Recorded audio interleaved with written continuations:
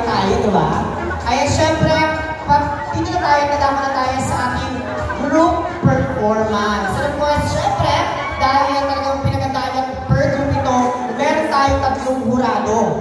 Di ba? Meron tayong tatlong hurado na kikilatis sa inyong performance tonight. Okay ba yun? Ayos ba yun? At alam niyo ba, wala pa tayo sa kalagitnaan pero hawak ko na ang papremyo ninyo.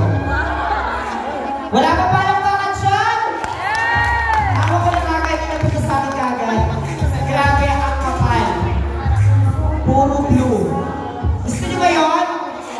O, syempre mamaya, dahil sinabi ko na makapal ang kulay blue, hataw na hataw ang performance dapat ang atake natin. And of course, syempre, nandiyan din ang ating mga hurado.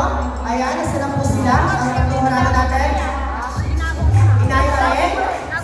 Ayan, syempre si Sir Sid Bernard. At saka, syempre, si Ate Jane. Ay, nasa-request na po kayo. Ayan, sige, of course. No, syempre, kung may hurado, meron tayong criteria for judging. At syempre, napakasimple lang ng ating criteria.